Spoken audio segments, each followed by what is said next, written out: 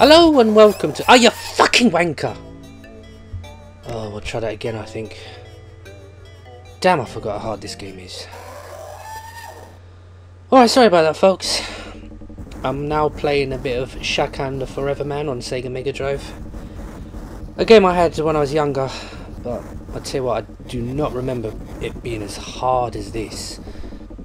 Some years ago, I sold off the majority of my games collection, systems as well, in order to pay some bills and whatnot. This is one of the games that got sold off, so I sort of gone pretty cheap on eBay, so I thought I'll have that.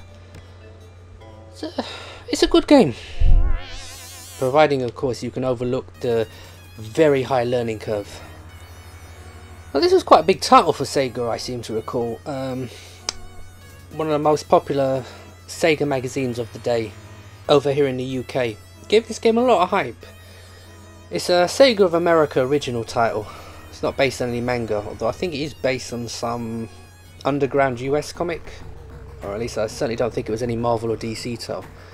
But like I said, there was a lot of interest in this game before its release.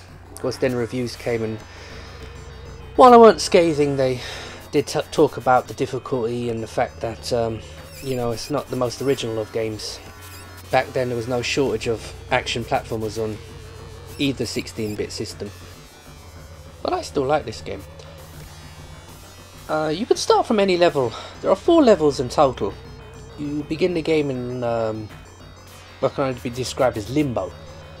And from there are 4 portals scattered. Oh, I always get hit by the bloody thing. How the hell do you dodge it? There are 4 portals scattered about. Each one will take you to a level based on one of the 4 elements. So you've got your air, your earth, water, and of course fire, which is the level that I'm on right now. Now how it works is, because there are only 4 levels, the first time you enter a portal and try and do your level, because I'm almost at the end of this one now, broken down to sections. So you go through it the first time, you're given a weapon. Unlike Mega Man, these weapons then can help you on other levels. So what I'm going to do for this video is I'll go through each level, get the weapon, just show you how you can use it then on each subsequent level. Hopefully this won't take too long. I haven't played this that much, only got the game in the other day. So yeah, these guys are really frustrating. They breathe fire at you. Even if you kill them, the fire still comes out and gets you. This is one of only about 3 or 4 Mega Drive games that I had that I never actually completed. I did get to the later stages, and bloody hell are they difficult. They make these early stages look like play school. Now, besides the twin swords that you see the main character wielding now, you do have some magic at your disposal to try and make the levels a little bit easier, but you won't see me using a lot of that, because the version of the game that I'm playing now unfortunately came without a manual, and I'm having to guess the combinations in order to make the magic spells. There are no lives or continues in this game. You can see a health bar represented by them skulls in the top right. That's being whittled down as I speak. But what happens is, if those skulls disappear, you're taken back to the starting point of the game, that limbo, that central hub. And from there you can either restart the level that you died on from the beginning, of course, or else choose another level. It always frustrated me a little bit. Oh, there's the first weapon, the scythe. Collect this and take us back to the home base. I never found the scythe a really useful weapon against most of the enemies, but we'll take you to the next portal now. I can't remember off the top of my head which one this is.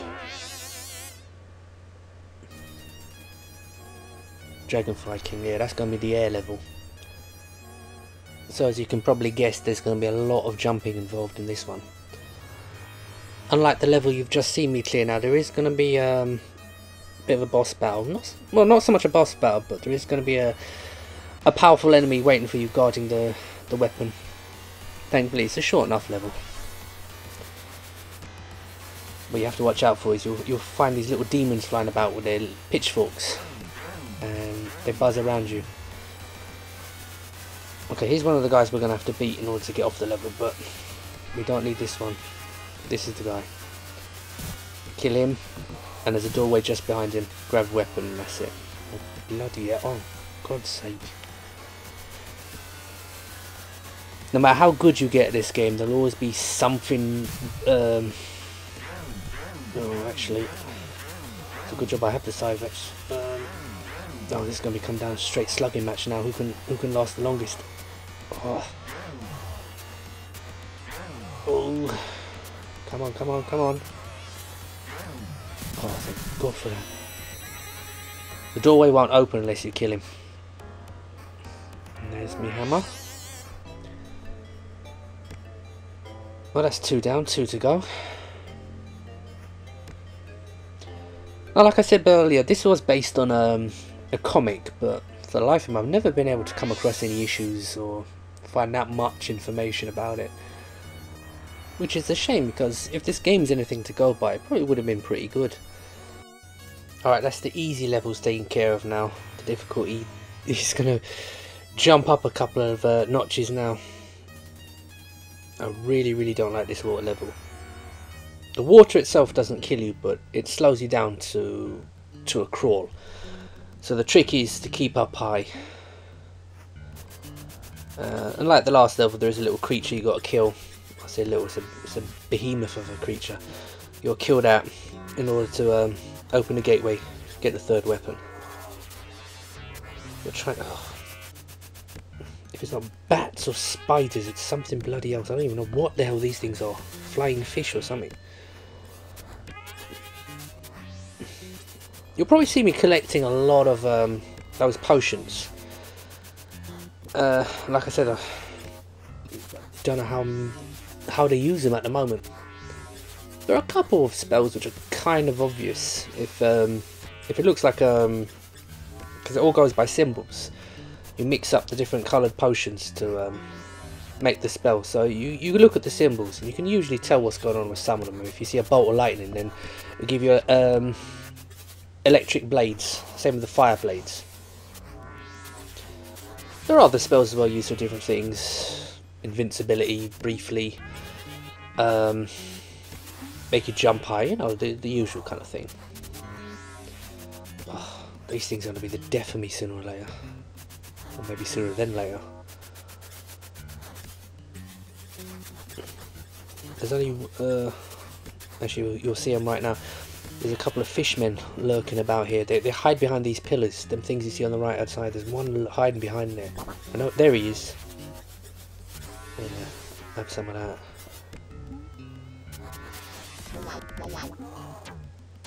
Oh. Like I said, no matter how many times you played this game, I don't think anybody could actually get through this without taking a couple of hits at least. Even the opening demo, if you leave the title screen playing, you get a little demo of the game running. And even then, whoever was playing it then just was getting their asses handed to them. Oh, I've got to watch it now. I can only take 2 more hits and I'm dead. I'm doing this level over again. The boss should be right below me. See what I mean about the water slowing you down? There it is. Alright, now I'm going to use a bit of magic. Yeah, that's got to be the flame swords. Oh no, it's the electric swords. Oh, that's alright. We'll shoot off some projectiles, keep out of its way. You can't hit it with regular attacks. You can't get in range. His reach is too long. I think that's another tentacle. Should be just 1 or 2 hits. Yeah, just the one. Alright, that's going to open up the doorway for us. It's just up ahead. Like I say, I can only take 2 more hits, so I have to watch my step now coming up to it. Oh, bloody hell.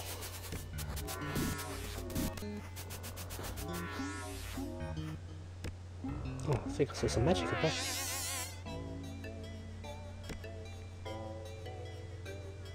Alright, that's his 3rd weapon got. That 3rd weapon comes in handy on the next stage because you can use it to reach levels or platforms that you wouldn't normally be able to get to.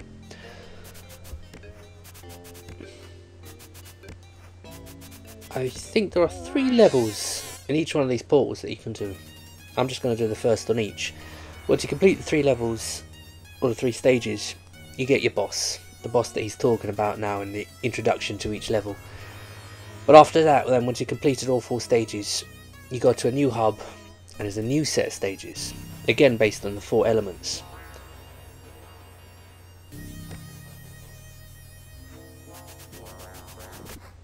Now this level,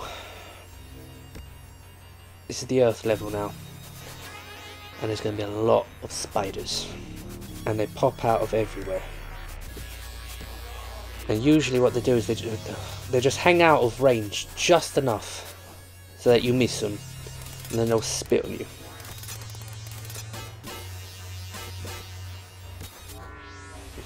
Luckily there's no boss creature to kill, just make it to the end. It's not too long, so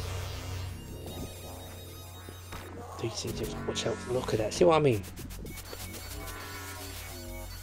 They always, like I said, they always hang just out of range. Now these things, they're the only real enemies you face in this stage. There is a giant praying mantis at the very end, but you don't need to kill him, you can just jump right over him. Don't know what the hell these things are supposed to be. But overall, I actually like this game. I don't know if I'd have the patience to sit down now and go through all the agony of trying to finish it. Because like I say, the difficulty just increases and increases and increases. And some of the levels, especially the later stages, they're just so... It's as if the developers set out to frustrate you as much as possible. And trust me, they succeeded. But, you know, if you're into these kind of games, if you're into the action platform games, I'd recommend it to anyone to try it out on an emulator or something. It's not a game that really gets talked about much these days, you know. When people talk about platform games that they liked when they were younger or whatnot, they usually mention the obvious titles, you know, Sonic and Revenge of Shinobi, you know, the big titles that everyone seems to have played. Actually, I'll show you. Oh, this thing, bloody spiders, I hate them.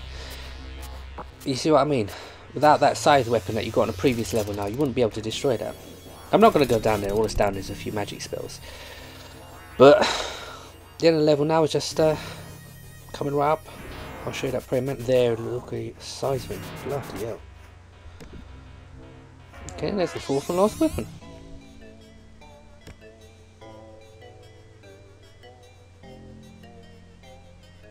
They're pretty clumsy weapons if I'm honest, but what I'll do is I'll just show you quickly, very quickly, the second part of this level.